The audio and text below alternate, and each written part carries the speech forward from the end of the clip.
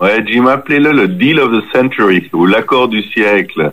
C'est en tout cas comme ça qu'on le nomme déjà dans les capitales arabes et à Jérusalem, dans les arcanes du gouvernement. Alors, il est pratiquement prêt, hein. Il a été rédigé par le secrétariat d'État en suivant les lignes directrices données par le président Donald Trump. Et puis aussi, comme vous le dites tout à fait justement, on en est au tour de promotion qu'effectue l'émissaire, ambassadeur du président Jason Greenblatt et son conseiller et beau-fils Jared Kushner. Ils vont d'une capitale moyen-orientale à l'autre. J'étais à Riyad, à Amman, au Caire, dans les Émirats, sans oublier bien sûr Jérusalem. Puis il y a aussi des leaders arabes qui vont à Washington. Je crois que le roi de Jordanie se trouvait avec sa femme à Washington hier. Voilà où on en est. Donc en échange de vues, une présentation du deal, une présentation de l'accord à ces leaders. On leur demande aussi ce qu'ils en pensent et s'il y a vraiment des choses très importantes qu'ils aimeraient modifier dans ce qu'il aurait présenté. Et l'accord se fait très bien. C'est très chaleureux. Pour l'instant, ça se passe vraiment très bien pour les Américains. Un accord chaleureux. Est-ce qu'on sait désormais ce qu'il contient, cet accord? On avait déjà parlé avant les autres, mais il y a une nouveauté. Alors, on revient d'abord sur ce qu'on savait depuis quelques semaines.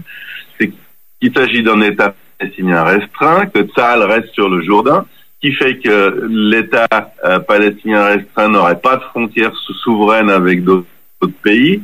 La capitale proposée par les Américains, c'est Abu Dis. C'est une ville palestinienne de la banlieue de Jérusalem. Tsahal garde son droit d'intervenir partout en Cisjordanie. Et la nouveauté, Jim, eh bien, c'est la séparation entre la Cisjordanie et Gaza. Alors, on sait que l'idée d'avoir une route suspendue en tunnel, enfin en lien entre Gaza et la Cisjordanie, passant au-dessus, en dessous du territoire israélien, ça plaisait pas du tout d'abord aux stratèges israéliens, parce que ça marche nulle part. Il n'y a pas d'autres exemples qui fonctionnent dans le monde. C'est une source de problèmes à l'avenir. Et ça embêtait beaucoup Netanyahou. C'était un des obstacles qui était brandi par Netanyahou à toute résolution. Donc les Américains ont eu une idée, c'est de séparer les deux. Donc Gaza deviendrait une sorte de Singapour-Hong Kong, ça dépend du succès de l'idée, qui serait reliée à l'Égypte, en tout cas administrativement et techniquement, et aussi sécuritairement. C'est l'Égypte, c'est le Caire qui exercerait le contrôle sur Gaza. On laisserait le Hamas ou quelque chose qui ressemble au Hamas à Gaza, pour peu que le Hamas accepte de désarmer et d'entrer dans la solution. Et puis on établirait 3 pôles industriels et économiques dans la bande de Gaza, avec de l'argent qui vient d'Arabie Saoudite, des Émirats et du Qatar. On parle de 3 milliards de dollars pour chacun de ces 3 pôles. Et déjà, ça irrite Riyad, donc l'Arabie Saoudite, les Émirats Arabes Unis. Ils disent qu'ils n'ont pas besoin du Qatar et qu'ils sont prêts à mettre chacun 1,5 milliard pour cette idée. Et une autre information qu'on a recueillie ici à la MENA, c'est que dans ces pôles d'activité, eh bien, travailleraient 2 tiers de Gazaouis et 1 tiers d'Égyptiens. Et au niveau de l'idée, en tout cas, ça enchante les interlocuteurs arabes avec lesquels les émissaires américains Greenblatt et Kushner ont discuté. Stéphane, brièvement, comment est-ce que ce Deal of the Century, comme vous l'appelez désormais, il va être accueilli par le Hamas et par l'autorité palestinienne? Ah, c'est intéressant. Le Hamas, il a en fait 2 choix, hein. Soit l'accepter, soit disparaître. Parce que c'est une opportunité énorme. On parle tout le temps de l'anéantissement du Hamas, notamment par les Israéliens, mais avec l'aide de l'Arabie Saoudite et de l'Égypte. Là, en fait, on dit tous ensemble, on dit au Hamas, ben voilà, vous pouvez rester. vous devenez une organisation politique, vous vous responsabilisez, et puis on vous aide. La solution, elle vient par l'économie, donc vous faites pas partie de l'État palestinien. L'État palestinien, c'est la Cisjordanie. Vous, c'est Hong Kong ou Singapour. Marchez ou crevez.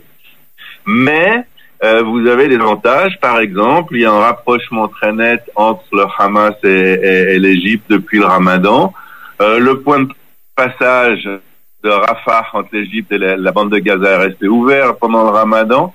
Ils ont décidé, les Américains, les Égyptiens ont décidé de 2 mois supplémentaires. Il laisse également pour la première fois passer des marchandises qui irritent un peu les Israéliens par ce point de transit. Et puis il pourrait rester plus longtemps si les gens du Hamas se montrent responsables et s'ils acceptent d'entrer en matière pour le plan américain. Donc les Américains avec leurs amis arabes ont beaucoup de choses à offrir au Hamas. Côté autorité palestinienne, c'est nettement moins euphorique, Jim. On a parlé hier avec un responsable officiel de l'autorité palestinienne. Il parle carrément d'une conspiration d'Israël, de l'Amérique, de l'Arabie Saoudite et de l'Égypte. Alors cela génère une offensive diplomatique américaine contre Abbas. En gros, le thème, c'est Mahmoud Abbas est fini. Si vous voulez un avenir, si vous voulez un État, il faut le remplacer. Et il faut le remplacer rapidement. Mais on voit pas non plus Mahmoud Abbas être en mesure de résister à cette espèce de vague de fond qui intéresse également toutes les capitales arabes. Stéphane, on a malheureusement plus le temps pour une analyse, donc je vais vous demander un chiffre. Selon vous, c'est quoi le pourcentage de chances que ce deal of the century y arrive? Ouais, c'est dur, c'est très dur comme question, Jim. Mais c'est vrai que Donald Trump a le vent dans le dos, qu'il a la sympathie des pays arabes et que la solution qu'il propose est raisonnable. Donc et les Arabes et les Israéliens, je parle des grands pays arabes, ont des intérêts communs. L'idée est, comme j'ai dit, raisonnable. Et puis un ennemi commun, c'est l'Iran. Et puis ça passe par quelque chose que dont les auditeurs se souviennent bien. On en a parlé souvent. C'est la thèse de Samuel Soudi, le chef de la MENA palestinienne. Il fallait une minoration de la cause palestinienne. Elle est dans le coup, elle est dans l'histoire avec cette séparation de Gaza et la Cisjordanie. Et on dirait, puis ça va sortir ces prochains jours, peut-être ces prochaines semaines. C'est le plan qui a le plus de chances de réussir depuis des décennies, parce que Benjamin Netanyahu aussi aura vraiment de la peine de refuser ça à son grand ami et protecteur Donald Trump. Donc on va pas s'hasarder au jeu des pourcentages, mais c'est un plan qui a effectivement des chances de réussir.